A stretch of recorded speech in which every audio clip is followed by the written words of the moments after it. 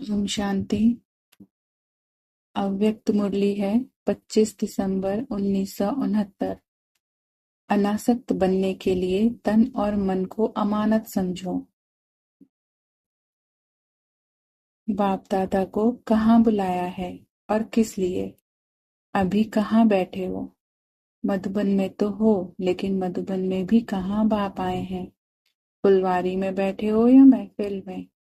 बाप दादा रूहानी रूहों को देख रहे हैं और साथ साथ हर एक फूल से निकले हुए रूह की खुशबुएं भी ले रहे हैं।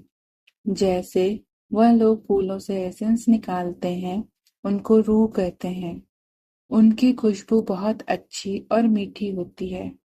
तो यहाँ मधुबन में रहते भी आज रूहानी सैर कर रहे हैं। आप सभी को भी रूहानी रूप में रह कर के हर कर्म करना है, तब सर्विस में व कर्म में रौनक आएगी। अभी नवीनता चाहते हो ना? वह जैसे चल रहे हैं उसमें संतुष्ट हो। नई रौनक तब आएगी जब हर कर्म में, हर संकल्प में, वाणी में रूहानियत होगी। रूहानियत कैसे आएगी? इसके लिए क्या करना है जो रूहानियत सदा कायम रहे? क्या बदलना है? हर एक ने भिन्न भिन्न बातें सुनाई। यह तो है मुख्य बातें जो सभी को पक्की ही हैं। परंतु रूहानियत ना रहने का कारण क्या है? वफादार फरमानवरदार क्यों नहीं बन पाते हैं? इसकी बात है संबंध की कमी। संबंध में कमी भी क्यों पड़ती है? निश्चय बुद्धि का तिलक तो सभी को लगा हुआ है। यह प्रश्न है कि रूहानियत सदा कायम क्यों नहीं रहती है? रूहानियत कायम ना रहने का कारण यह है कि अपने को और दूसरों को, जिनके सर्विस के लिए हम निमित्त हैं, उन्हों को बाप दादा की अमानत समझकर चलना।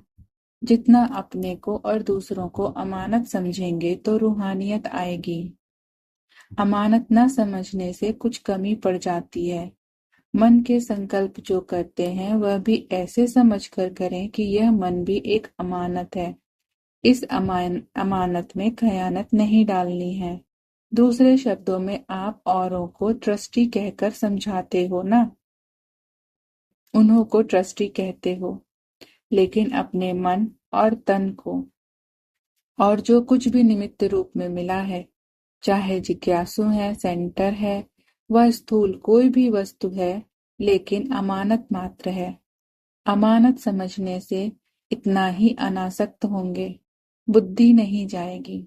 अनासक्त होने से ही रूहानियत आवेगी। इतने तक अपने को क्षमा पर मिटाना है। मिटाना तो है, लेकिन कहाँ तक? यह मेरे संस्कार हैं, यह मेरे संस्कार शब्द भी मिट जाएं। मेरे संस्कार फिर कहाँ से आए? मेरे संस्कारों के कारण ही यह बातें होती हैं। इतने तक मिटना है जो कि नेचर भी बदल जाए।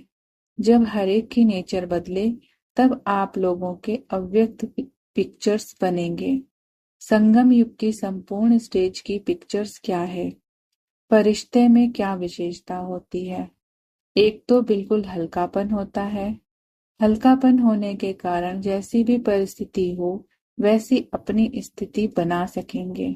जो भारी होते हैं वह कैसी भी परिस्थिति में अपने को सेट नहीं कर सकेंगे।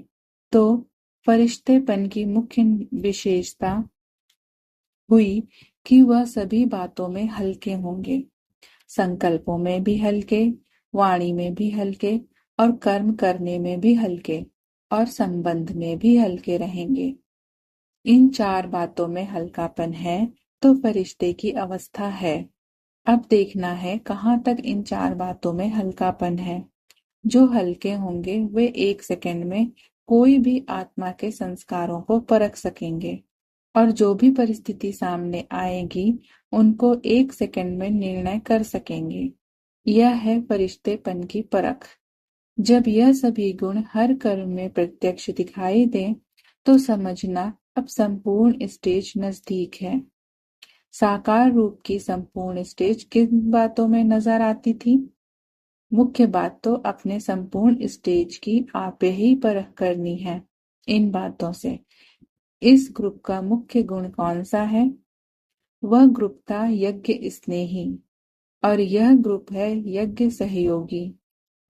यज्ञ सहयोगी में तो सभी पास हैं, बाकी क्या करना है?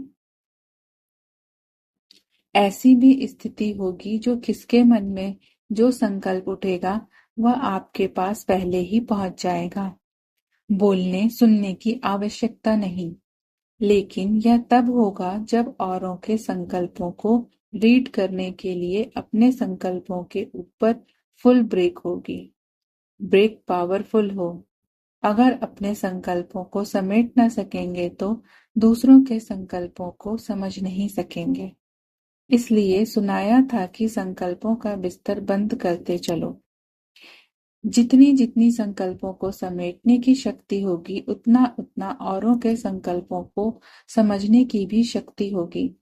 अपने संकल्पों के विस्तार में जाने के कारण अपनों को ही नहीं समझ सकते हो तो दूसरों को क्या समझेंगे। इसलिए यह भी स्टेज नंबरवार पुरुषार्थ अनुसार आती रहेगी। यह भी संपूर्ण स्टेज की परख है। कहाँ तक संपूर्ण स्टेज के नजदीक आए हैं, उनकी परख इन बातों से अपने आप ही करनी है। यह ऑलराउंडर ग्रुप है। ऑलराउंडर का लक्ष्य क्या होता है? लक्षण है, लेकिन जो लक्ष्य रखा है वह कुछ और आगे का रखना चाहिए। अब तक जो प्रैक्टिकल में है उस हिसाब से कौन से राजे गिने जाएंगे? अभी के सर्विस के साक्षात्कार प्रमाण कौन से राजे बनेंगे? पुरुषार्थ से तो पद तो स्पष्ट हो ही जाता है। भल सूर्यवंशी तो हैं, लेकिन एक होते हैं विश्व के राजे, तो विश्व महाराजन के साथ अपने राज्य के राजे भी होते हैं। अब बताओ आप कौन से राजे हो? शुरू में कौन आएंगे? विश्व के महाराजन बनना और विश्व महाराजन के नजदीक संबंधी बनना, इसके लिए कौन सा साधन होता है? विश्व का कल्याण तो हो ही जाएगा, लेकिन विश्व के महाराजन जो बनने वाले हैं उन्हीं की अभी निशानी क्या होगी? यह भी ब्राह्मणों का विश्व है, अर्थात छोटा सा संसार है। तो जो विश्व महाराजन बनने हैं उन्होंने कहा इस विश्व अर्थात ब्राह्मण कुल की हर आत्मा के साथ संबंध होगा। जो यहाँ इस छोटे से परिवार सर्व के संबंध में आएंगे वह वहां विश्व के महाराजन बनेंगे। अब बताओ कौन से राजे बनेंगे? एक होते हैं जो स्वयं तख्त पर बैठेंगे, और एक फिर ऐसे भी हैं जो तख्त नशीन बनने वालों के नजदीक सहयोगी होंगे। नजदीक सहयोगी भी होना है तो उसके लिए अब क्या करना पड़ेगा? जो पूरा दैवी परिवार है उन सर्व आत्माओं के किसी न किसी प्रकार से सहयोगी बनना पड़ेगा।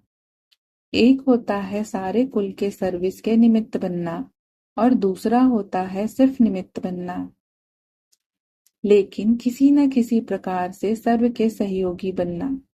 ऐसे ही फिर वहां उनके नजदीक के सहयोगी होंगे। तो अब अपने आप को देखो, विश्व महाराजन बनेंगे ना? नंबरवार विश्व महाराजन कौन से बनते हैं वह भी दिन प्रतिदिन प्रत्यक्ष देखने जाएंगे। ऐसे नहीं कि अभी नहीं बन सकते हैं, अभी भी जंप दे सकते हैं। मेकअप करने का अभी समय है, लेकिन थोड़ा है। समय थोड़ा है, मेहनत विशेष करनी पड़ेगी, लेकिन मेकअप कर सकते हो। विश्व के महाराजन के संस्कार क्या होंगे? आज बाप दादा विश्व के महाराजन बनाने की पढ़ाई पढ़ाते हैं। उसके संस्कार क्या होंगे? जैसे बाप सबके स्नेही और सब उनके स्नेही। यह तो प्रैक्टिकल में देखा ना। ऐसे एक एक के अंदर से उनके प्रति स्नेह के फूल बरसेंगे। जब स्नेह के फूल यहाँ बरसेंगे तब इतने जड़ चित्रों पर भी फूल बरसेंगे। तो यहाँ भी अपने को देखो कि मुझ आत्मा के ऊपर कितने स्नेह के पुष्पों की वर्षा हो रही है। वह छिप नहीं सकेंगे। जितने स्नेह के पुष्प उतने द्वापर में पूजा के पुष्प चढ़ेंगे।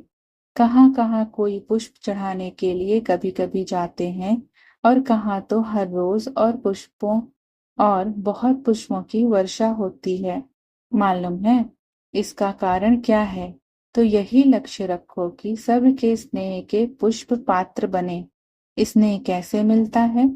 एक एक को अपना सहयोग देंगे तो सहयोग मिलेगा, और जितने के यहाँ सहयोगी बनेंगे उतने के स्नेह के पात्र बनेंगे, और ऐसा ही फिर विश्व के महाराजन बनेंगे। इसलिए लक्ष्य बड़ा रखो। आज एक भक्ति मार्ग का चित्र याद आ रहा है। आज देख भी रहे थे तो मुस्कुरा भी रहे थे। देख रहे थे उंगली देने वाले तो हैं, उंगली भी दी है वह देनी है। कहाँ तक उंगली पहुंची है? अगर उंगली देनी है तो इसका मतलब है जहां तक उंगली पहुंची है वहां तक नहीं दी है। पहाड़ उठा नहीं है। क्यों? इतना भारी है क्या? इतनों की उंगली भी मिल गई है, फिर भी पहाड़ क्यों नहीं उठता? कल्प पहले का जो यादगार है वह सफल तब हुआ है जब सभी का संगठित रूप में बल मिला है। इसलिए थोड़ा उठता है फिर बैठ जाता है। हर एक अपनी अपनी उंगली लगा रहे हैं, परंतु अब आवश्यकता है संगठित रूप में। स्वयं की उंगली लगा दी है, लेकिन अब संगठन में शक्ति तब भरेगी जब वह बल आएगा। अब शक्ति दल की प्रत्यक्षता होनी है। सभी फूल तो बने हैं, लेकिन अब गुलदस्ते में संगठित रूप में आना है।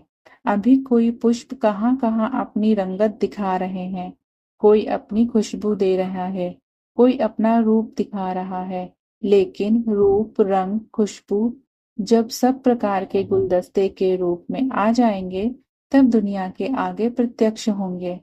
अब ऐसा प्लान बनाओ जो संगठित रूप में कोई नवीनता दुनिया के आगे दिखाओ।